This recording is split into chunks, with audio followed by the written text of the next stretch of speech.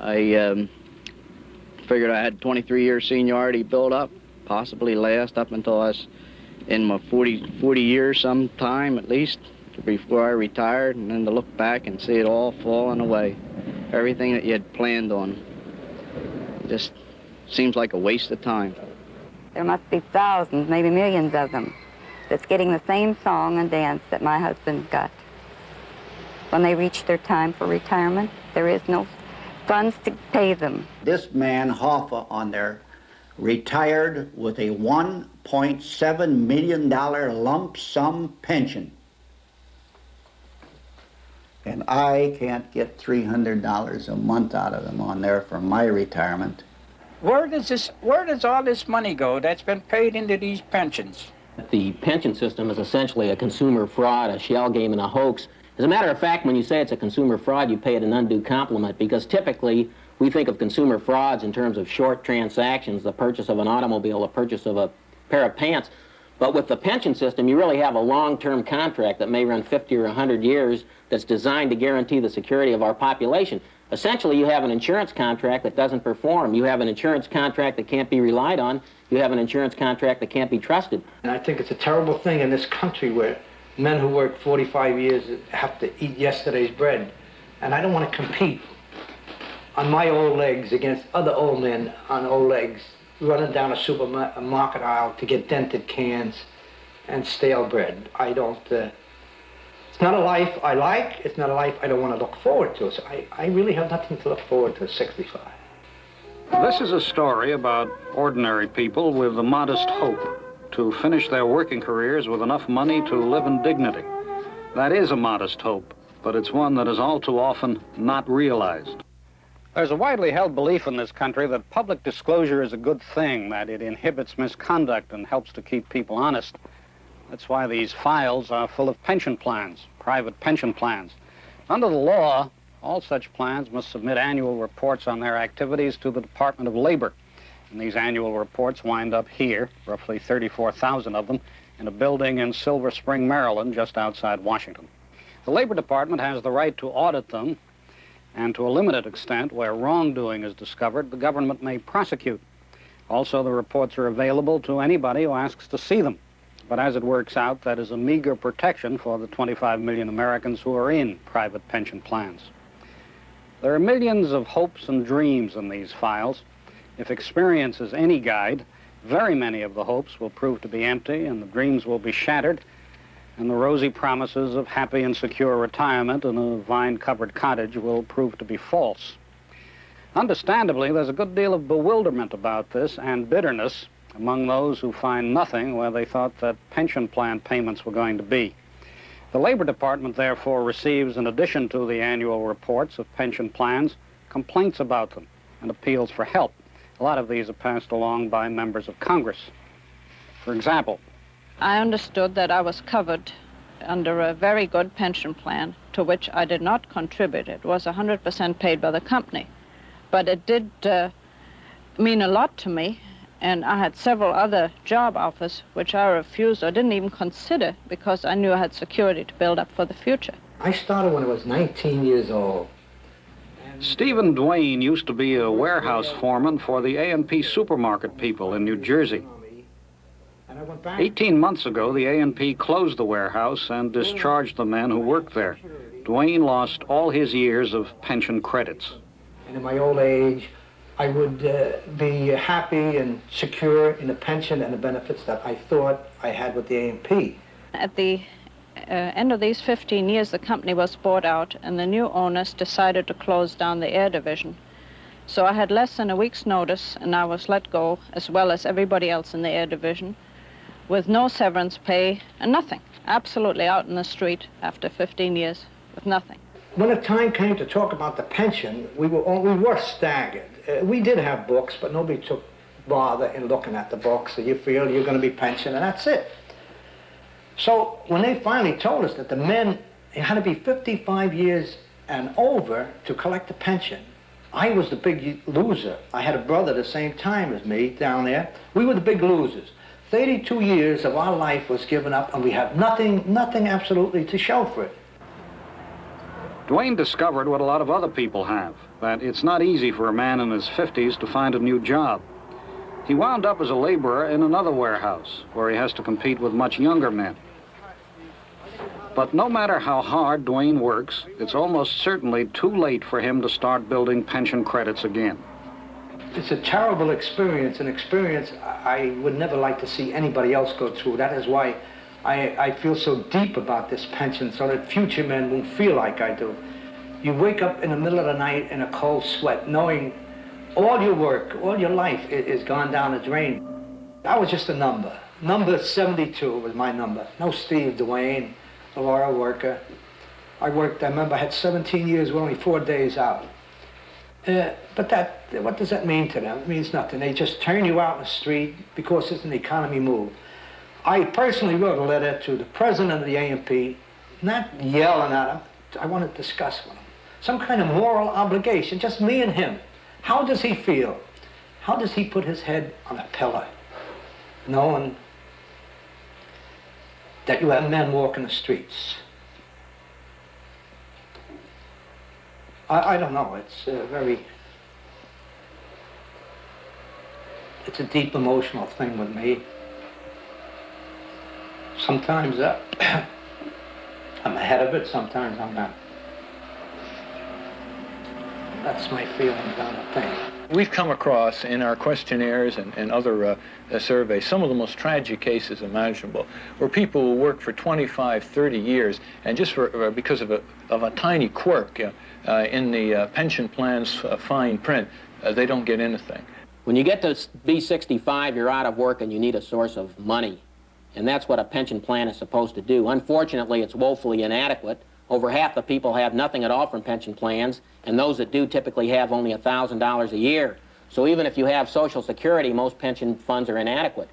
And there are a lot of people who just believe because something is printed and because they've heard some glowing words about it, that means it's a lead pipe thing, that they're actually going to have it when they need it. It may not be so. Many employees form their ideas about pensions by reading the slick brochures that their company or union gives them. Most of these booklets do make a pension seem a sure thing. The many restrictions and exclusions are buried in fine print or concealed by obscure language. The Senate Labor Committee has been looking at these brochures as part of its general study of the pension problem. Senator Harrison Williams is chairman of the committee.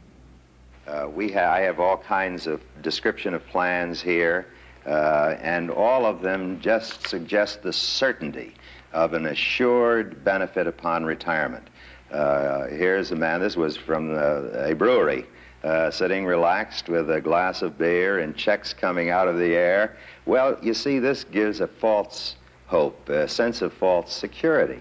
Senator, the way private pension plans are set up now, are the promises real? The answer is they are not. So you want to get some reality behind the promise, Senator? Exactly. We don't want just these golden general descriptions of what can be expected under the plan. We want clear and precise and understandable description of the reality. The worst example that I've seen is this description that is wholly unintelligible to anybody but an advanced lawyer. If an employee makes the election provided for, is that the one? Yes. If an employee makes the election provided for in subparagraph 2 of paragraph B of this section 6, his monthly pension as determined under either section 3 or subparagraph 1 of paragraph A of section 4, whichever applies, shall be reduced by the percentage set forth in paragraph C of this section 6, as if the employee has made the election provided for in subparagraph 1 of paragraph B of this section 6, and shall be further reduced actuarially on the basis of the age of the employee and his spouse at the time such election shall become effective, the sex of the employee and the spouse, and the level of benefits payable to the employee's spouse in excess of the level of benefits in the election provided in subparagraph 1 of paragraph B of this section 6. Well, maybe I didn't read it very well. Well, of course, you understand it, though. Perfect. It's almost an obstacle course, and the miracle is when someone actually collects with the plan.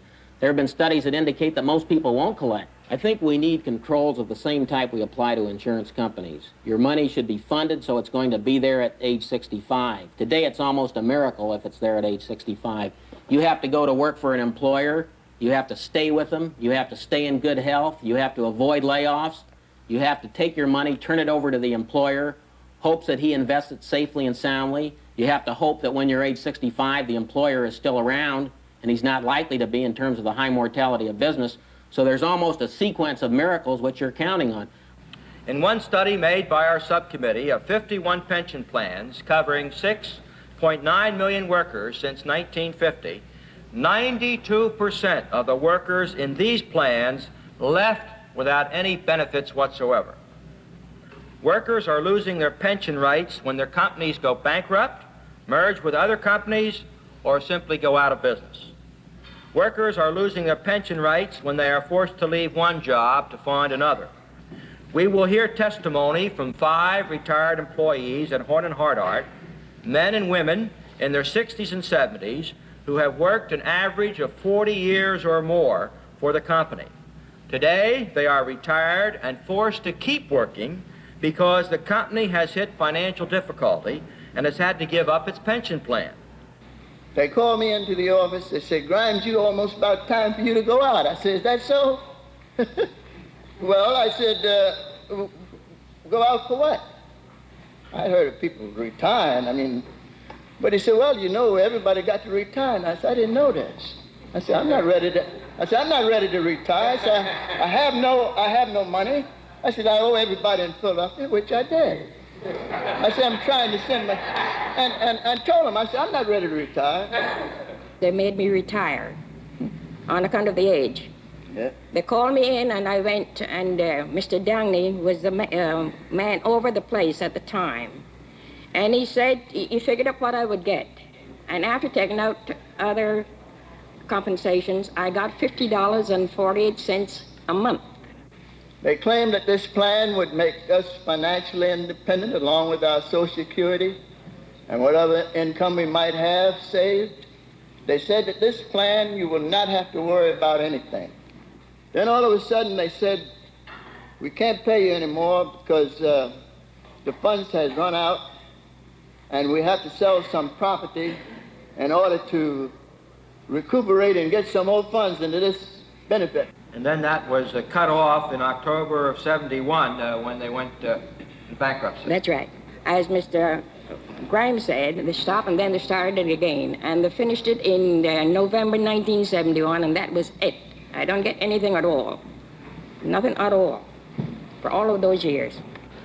When I retired in '66, I was getting $55 in pension money.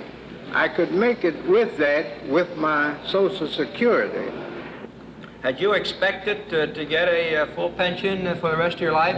Yes, at the time the pension plan was established, we got literature stating what we were going to get, and I was satisfied with at that time I was satisfied with Social Security. I thought I knew I could sort of make it like that. But when it collapsed, I collapsed with it. I have here a booklet. It's called Horn and Hardart Retirement Pension Plan. I assume this was something that was passed out to the employees, and no doubt you all have one, and I'm sure that it spells out what you expected to get in terms of your benefits. I think significant on the inside back cover, it says, "Happy retirement to you when your turn comes."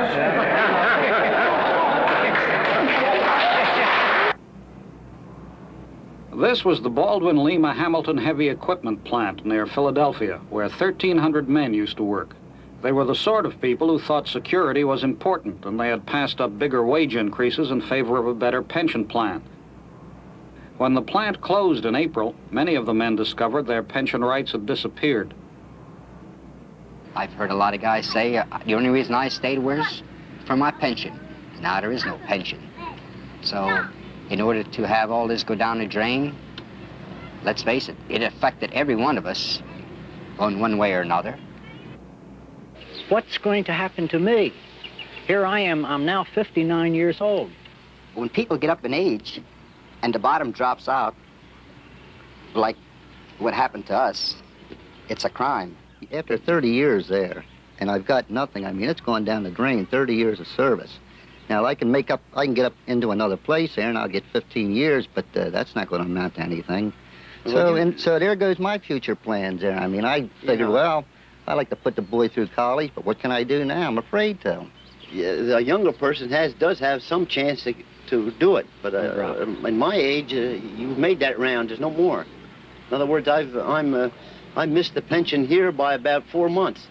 Everybody was just relying on a pension. And if they knew today all the stuff, they would have never stayed there as long. Yeah, but George, do you realize that there's so many people, working people, that under the impression that they've got a pension coming, they don't even realize that they could be in the same fix as what we are. And they're lulled into a complacency in which they don't realize that this can happen. They think, oh, I'm doing all right, I'm getting my paycheck, and I've got a pension, but he didn't read the fine print. Well, we felt that way ourselves 2 years ago. This is where I thought I had it. I thought when I reached the age of 65 or even 62, I'd have approximately 45 to 47 years with the company. And I could turn around and retire at $6 a month for every year's service. I mean, that would... And possibly, as the years went on, that figure would have increased. I lose faith in the government that allows things like this. Not long ago, I was in New York, and I saw that inscription on the Statue of Liberty. And it sounded wonderful, you know. Give us your tar and so on. But what it actually said was, give us your cheap labor. Get these hunkies in here where we can put them to work for nothing. That's what it amounted to. An employee becomes much more expensive to a company once he has been vested, that is, guaranteed a pension. This man, Alan Sorensen, says he helped to prove that point in a study he did for a large department store chain. After the study was made, so Sorensen says, the company got rid of many long-service employees before they could achieve vested pension rights.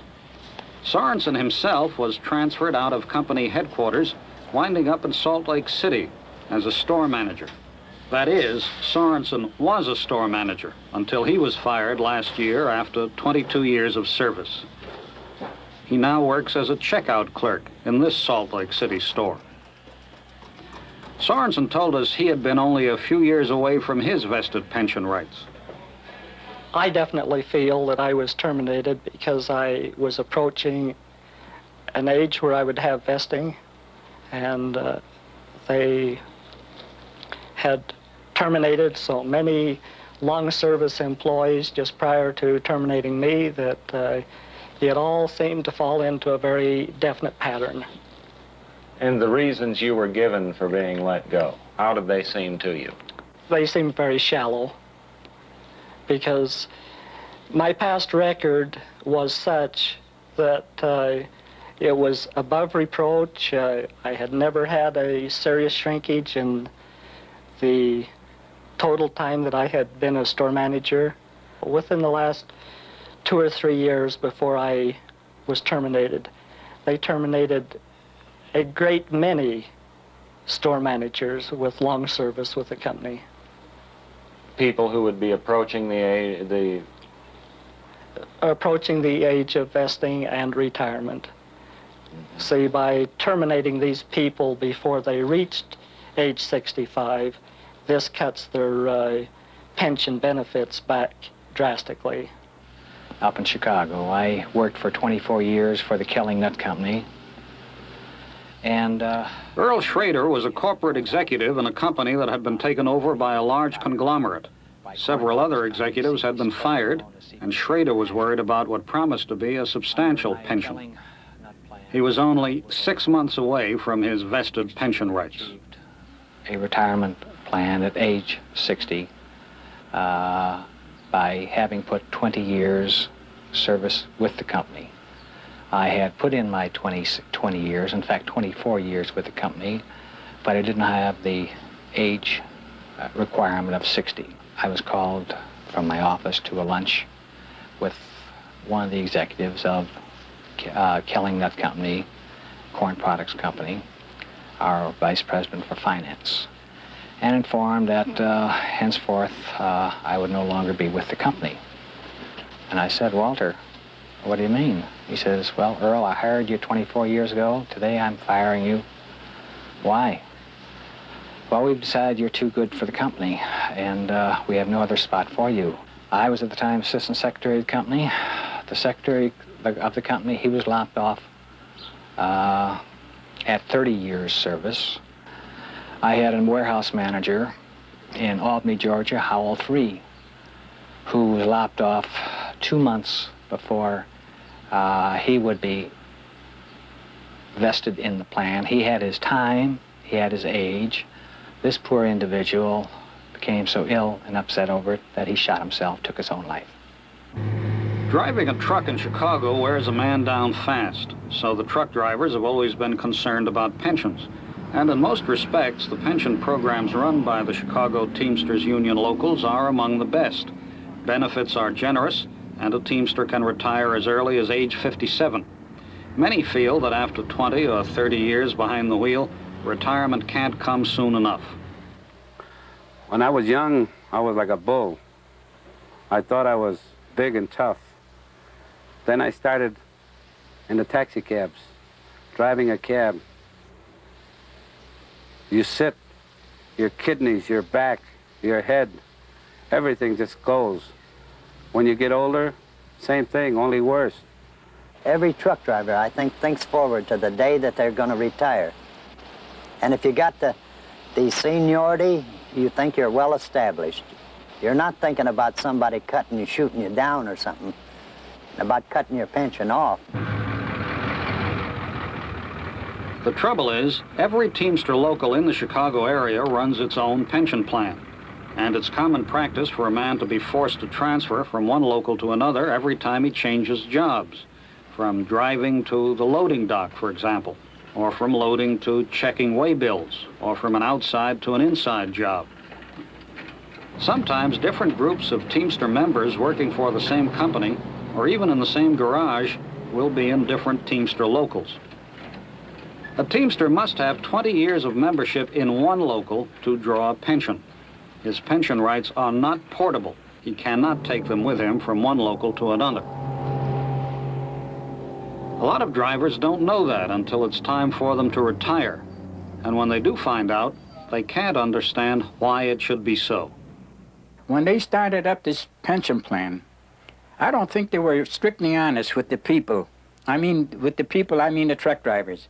They didn't come out in detail and say, you got to have 20 years in this local only that you can get a pension. As far as I'm concerned, with the amount of years that I have with the company, I should get a full pension. I've got my 20 years with the company, but you got 10 years over here, I got 11 years over here. It's the same thing on there as you would put money in one bank and then go on the west side and put a part of your money into another bank on there, and when it comes time to draw it out on there, they tell you, oh, we're sorry on there. You put your money in 2 banks. We refuse to give it to you. This is the same principle. I have money in 2 different locals. Almost 21 years with one outfit, and I can't see why one local can't get together with the other local, which I'm in, and there's nothing to it. This one has to give me half, the other one gives me half, and they make a whole out of it. All right, so what's hard about that? You go down to the unions, you beg, you talk to the people, they give you fear. Yeah, we'll take care of it. Yeah, we'll take care of it. But they don't. The union was to me a brother, and that they wouldn't sell me down the river. They wouldn't deprive me of something on there that was paid for, that I was looking forward to by little technicalities on there. They're taking away by lying to the men. They're taking away by pulling out the fine print in their pension programs. They're taking away by keeping the men ignorant of these pension programs, of these pension rules. You cannot change unions. So what do you do then? If you can't change unions, if you have to get another job, and you have to go to another union, what are you going to do then? Do you start all over again? Are you going to go ahead and build up time? You can't do it. What are your plans for the future? I have no plans. What can I do? I'm gonna have to live out my time and do the best I possibly can with what little money that we get from Social Security. And what we have in the That's bank. all I have forward. That's all I can look forward to. Nothing else. You've got people driving those trucks that are as high as 68 years old. 68 years old, driving a 72 or 73,000 pound unit with such commodities as explosives, jet fuels, gasolines, oils, plastics. 68-year-old man driving this truck. They're not going to last. Somebody's going to get killed. They should have been pensioned about 10 or 12 years ago. That's the way I figured it was going to be. And that's the way we all figured, all the old-timers. We figured that if we put in there 20 or 25 years, when we retired, we would get a pension. But no, because they got cheated, they still have to work. But can you imagine a 68-year-old man on an interstate with anywhere from 72 to 74,000 pounds coming at you? The flaws in the private pension system hurt middle-class and working-class people most. Rich people don't need pensions, and the very poor never build up any pension rights they can lose. People don't get the pensions they expect for many reasons. One is that most plans require you to work in the same place for 25 or 30 years or more. Other people lose their pensions because the plan runs out of money. At this moment, the coal miners' fund is operating in the red, and the railway retirement system is running an annual deficit. It's also common for workers to get smaller pensions than they expect, partly because many plans treat highly paid executives much better than lower and middle-level employees. Women get the worst treatment. They seldom work in one place long enough to qualify, and the wife of a pensioner usually gets nothing after her husband dies. What's wrong with the system is most evident to the social workers helping the aged and to a few labor leaders who take an interest in retirement problems. In the United States, we have a magnificent ability to cover up our own diseases, especially the disease of big business. Pensions in the private area are a mockery. They're a national disgrace. We know this. The place where it gets very difficult is with your fairly average middle-income, middle-class person who arrives somewhere between 62 and 65 at retirement, finds their income cut sometimes as much as 70%. These are the folk that, I think have the most difficult time. They're sometimes our most difficult clients because they're bitter, they're resentful. Our society being what it is, they've postponed thinking about old age and its problems. And all of a sudden they find themselves old and poor. Well, these people feel, who worked all their lives, and let's say they've worked 35, 40 years, and many of them have worked for one employer for all these years, they feel that now that they've retired, they're going to live a better life. They won't have to get up early in the morning.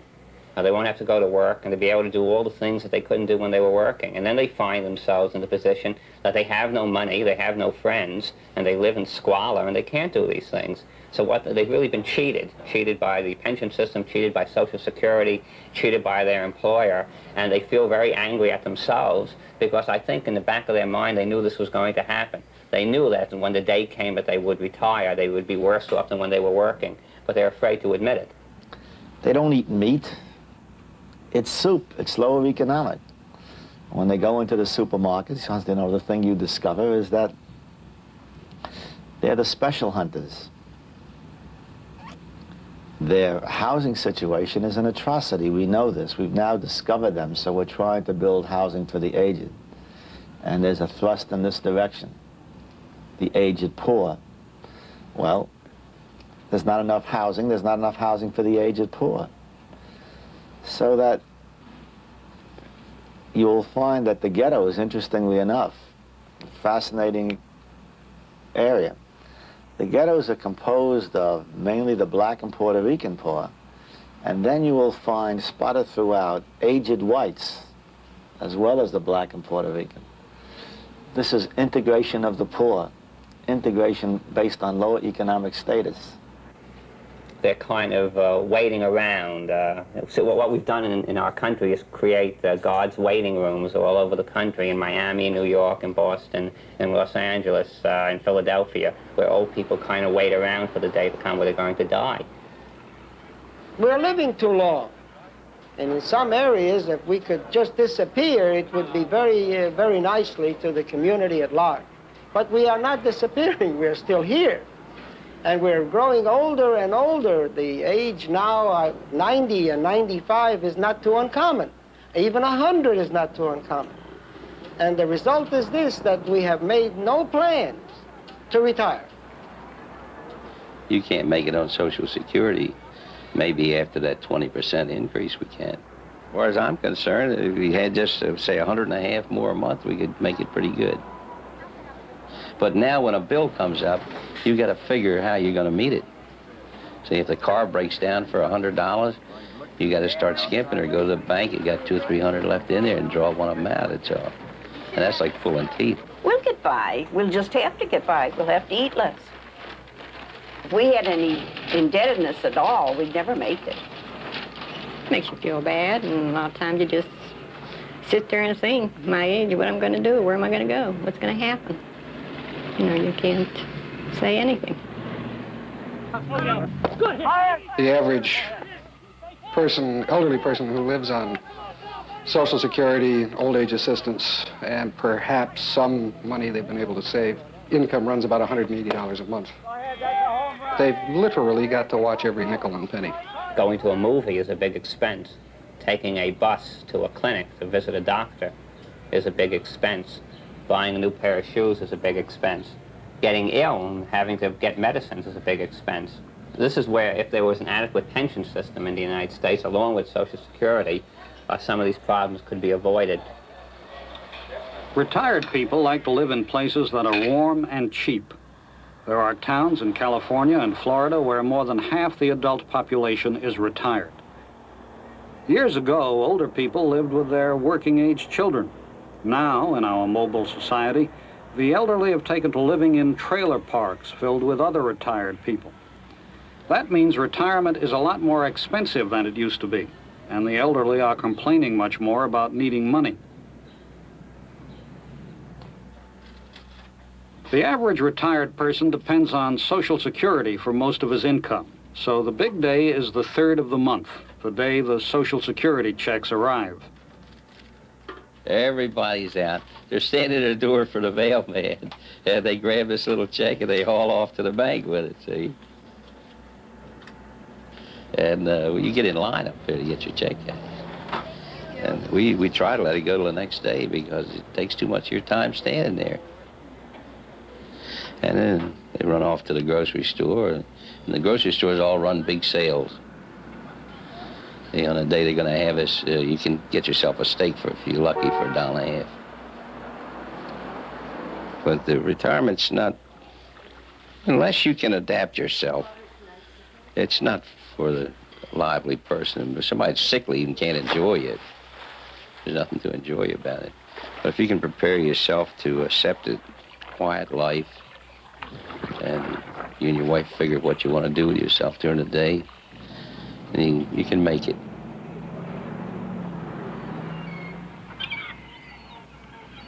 We have fishing and take an umbrella and a couple of chairs and go down the beach and sit there for the early part of the day before it gets too hot. And then we come back and turn the air conditioner on, spend the afternoon in the house. And visit. We have a couple of friends around here we visit with. But it's nothing exciting. You don't have the money to get exciting. See, your wife likes to go, and I would love to go too, but you can't afford to drop $10 or $20. You go down to these restaurants, none of them have a meal less than $3. But they got some beautiful malls and one thing or another you can loaf around in, air-conditioned. We went in one yesterday, Ma's, I think it was. Down there, the wife pulled about 4 bolts of material out. And hello, how do you like this? And I go through the routine. It's a little loud or a little conservative. And she throws them back in a pile and walks on. And the girls follow her around, putting them in. But that keeps them busy. They got something to do. I imagine all these old people do that. I don't know. The crux of the matter now is that increasing numbers of Americans are reaching retirement age. They should not be expected to live in poverty or near poverty, or, cut it to higher, lead a drab, penny-pinching sort of existence. Nor, obviously, is that anything the rest of us would want to look forward to. The refrain that runs through what we've been hearing is a kind of incomprehension. What emerges over and over again is that these people played the game. They did what Americans are expected to do. They worked and met their obligations. But at the end of their working lives, they found that they were in trouble. Put simply, they did not have enough money. The pension plans that they thought were going to take care of them didn't. Now, it may be that some of them did not save as much money as they might have. The urge to consume in American life is very strong.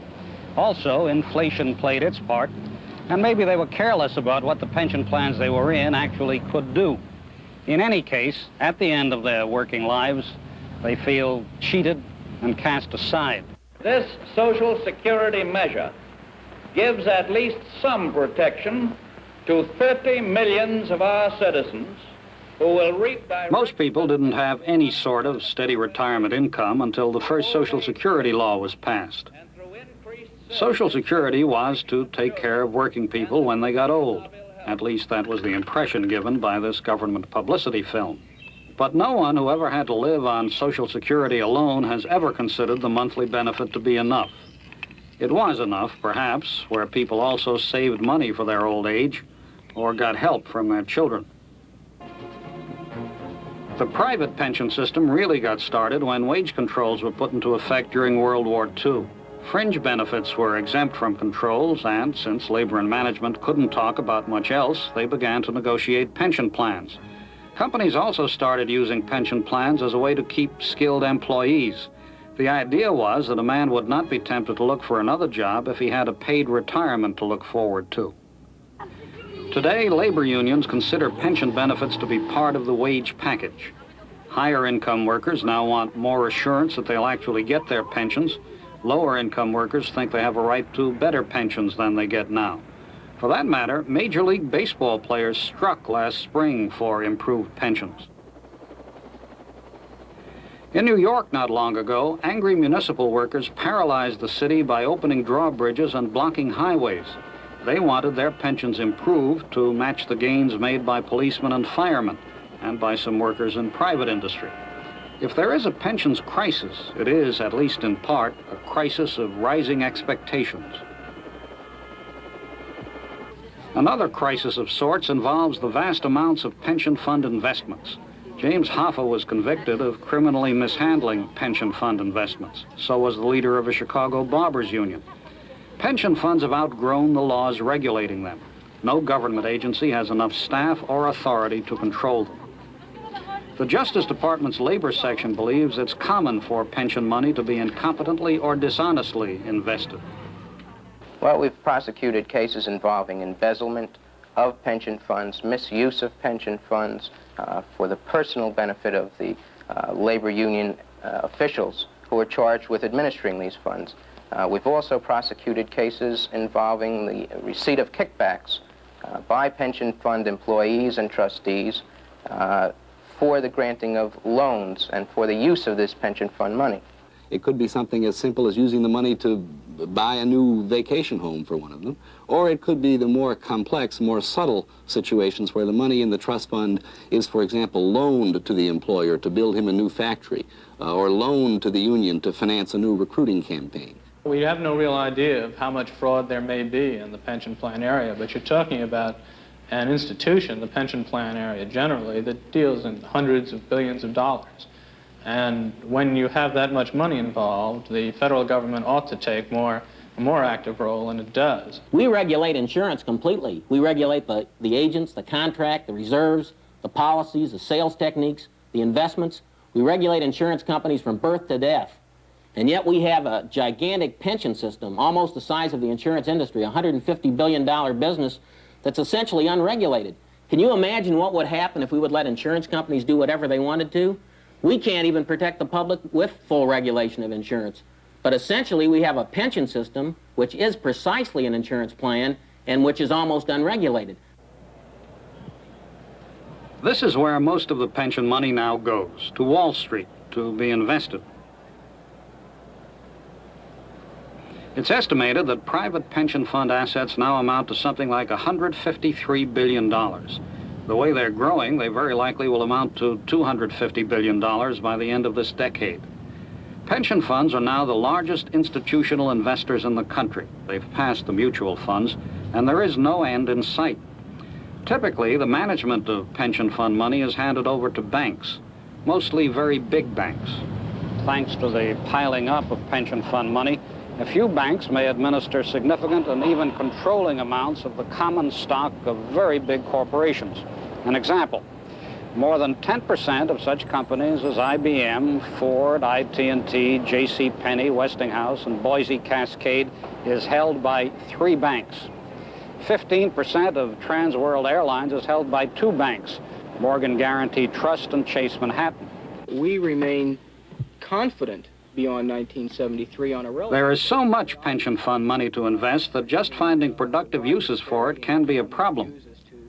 This is something few outsiders see, an investment meeting at Bankers Trust Company in New York. One of our major concerns is to protect our accounts against risk. Risk being defined as underperforming the market in a down market, which it is true we do not forecast. My question is, how do you think the chemical stocks would fare in the event we do have a weak market over the next 6 months? Jay, I was just talking this point over... Critics of the big banks claim that they stick too much to safe investments in big corporations. The bankers insist that their industry is competitive and that all banks seek the highest return with the least risk.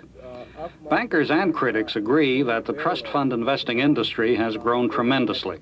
The institutions managing trust funds have become so big that they often prefer to trade large blocks of stocks among themselves by computer, rather than using the stock exchange. Pension fund money has become so important to the economy that nobody knows what would happen if the system were to be drastically changed, incorporated in Social Security, for example. Ralph Nader opposes that. Nader wants to take pension funds away from the banks and have the government set up a new set of institutions responsible only to the pensioners. Other critics would concentrate on ensuring pension benefits and making it possible to take pension rights from one job to another. But almost everybody agrees that some changes are needed. I think time is running out on the private pension system, and if its abuses continue to pile up, and if its enormous popular disappointments begin to be more and more revealed, it might collapse of its own weight, and Social Security will have to take up the slack.